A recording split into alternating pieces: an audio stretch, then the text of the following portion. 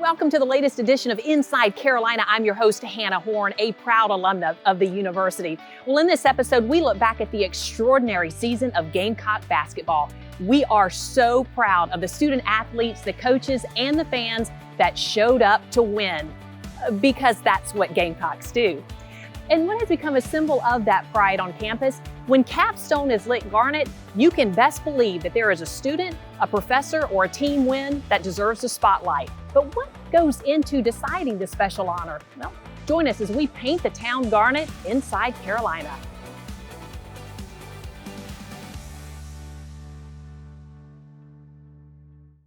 We are the champions, national champions, that is. Well, we are still celebrating that women's national championship. Wow.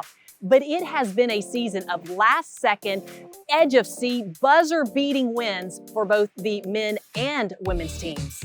When the season started, expectations were low for both teams, but they proved the critics wrong. After a 26-8 fantastic regular season, the men's Gamecock basketball team went dancing in the NCAA tournament in March. Led by Coach Lamont Paris, the SEC Coach of the Year, the Gamecocks tournament run marked their first appearance since 2017. In the first round against the Oregon Ducks, the 6-seed Gamecocks put up a fight but fell short in the end. But the momentum is strong for the 24-25 season.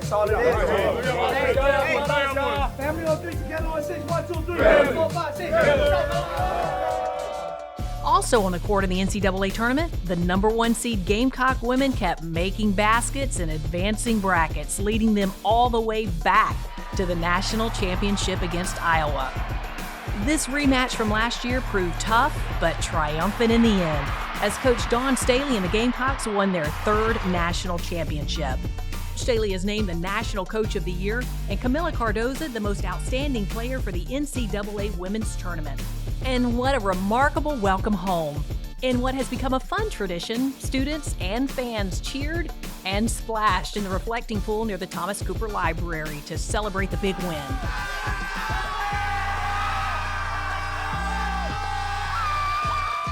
Congratulations, Gamecocks. Did you see the tributes celebrating the national championship in the sky? The Empire State Building in New York City was lit Garnet in tribute to the Gamecocks' big win. The Gamecocks flag flew atop the State House. And back on campus, Capstone lit Garnet, as it does only to honor a remarkable athletic or academic success. This is a tradition that began in 2016 and continues thanks to the university's Board of Visitors. Scott Moyes, USC's Alumni Association president, remembers helping shape this unique tradition. Thank you, Scott, so much for joining us inside Carolina. So tell me, how did the Celebration Tower or Capstone begin being lit in Garnet? Well, it first started as an idea from the university's Board of Visitors, and specifically one of our alumna, Beth Phibbs, and she came up with this idea, and she got with Ray Tanner and just worked on it. It really took years for her to get it going. And the idea was always that we have great achievements going on at Carolina. What is a way that we can show it, right when it happens? So that's how it got started. That we always wanted it to be Garnet, and we always wanted to show off what we could do. This is, you mentioned, began by the university's Board of Visitors. Perhaps people don't know what the Board of Visitors is. You served on it. Tell me about it. Yes, the Board of Visitors is a group of people, alumni from around the state.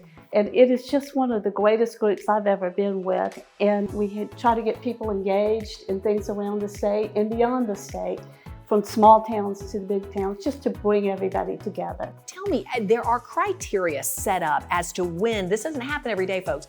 When is the Celebration Tower or Capstone lit in Garnet? It's when there's been a major academic or athletic achievement. And so it's got to be something big, championship, something like that. And for the academics, if we win an award, or a professor or a student wins an award, those are some of the things that would make it light up. So for example, on the academic success reasons, the criteria met would be, for example, what?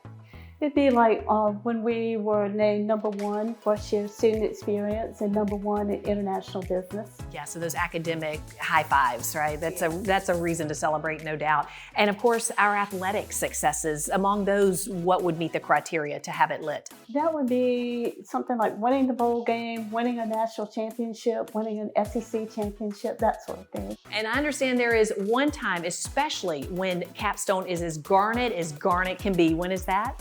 Anytime we beat that school in the upstate. How does this make you feel to not only have been a part of that board, but also that this is a tradition now that you can see carry on as part of your leadership?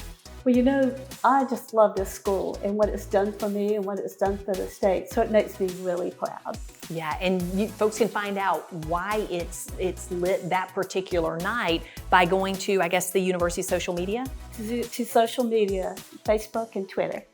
Well, there are certainly many more occasions, I am sure, where we will see the celebration tower lit here this year. We still have a lot more to go. Scott, thank you so much for joining us. Thank you. And in the last 2 weeks, you may have seen Capstone was lit again to celebrate the university's academic achievements, including 3 Goldwater Scholars, 1 Truman Scholar, and the #1 international MBA for the 11th straight year. And to tell us more about that first in international business ranking and so many of the great things happening at the Moore School, Dean Verma joins us now. Dean Verma, thank you so much for being here. What an exciting time for you to be the new dean of the Moore School, Darla Moore School of Business. Well, thank you very much. This is indeed a very exciting time for us. This year, we are celebrating many milestones, 50 years of our leadership in international business, which includes #1 ranking for both MBA and undergraduate program for last several years, but also 25 years since we got a transformative gift from Ms. Darla Moore to name our school. Along with that, several other programs has been developed over a period of time, and they continue to do really well. For example, our supply chain program and our professional MBA program, these are all ranked in top 20 among many, many other things which are exciting here. It is a very, very special place in my heart to be an alumna of that program. The International MBA, let's talk about that for just a moment. In this, again, this #1 ranking, what is unique about South Carolina's International MBA program that it continues to win this designation or be awarded this designation year after year? See, there are many MBA programs around the country which have some flavor of international business. In our case, it's a whole comprehensive program. So in both our MBA and undergraduate international business program, students have to learn a foreign language, they have to take an immersive trip abroad, they have to do internships which are related to multinational companies and they work around the world and so on. We are very happy with the ranking, but what ranking really does is talks about this comprehensive and the depth of quality which we have in our both education and research. There's also a very intentional focus about job placement within the global companies in South Carolina even. How do you continue to connect with those companies and make sure that they know about the bright students that are ready to come to work for them? Indeed, corporate relations and working closely with companies is a very strong priority for our school. And traditionally, even though a university provides career services, the Darla Moore School has its own career service, its own connection so that we can build the deeper relationship. Our view of corporate relations is very broad.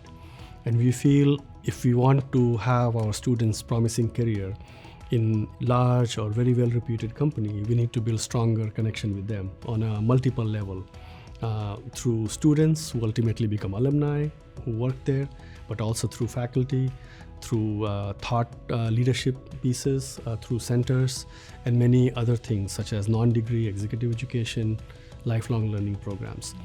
So that's our general approach, and our graduates are doing some amazing work. So we have very strong foundation and good reputation. We will continue to work on enhancing everything we do as we go forward.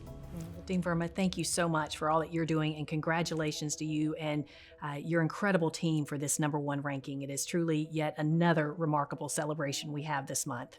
Thank you very much. My pleasure to be here. Thank you for watching Inside Carolina. If you enjoyed this episode, be sure to share it with friends, family, and fellow alumni. We will see you next month, Inside Carolina.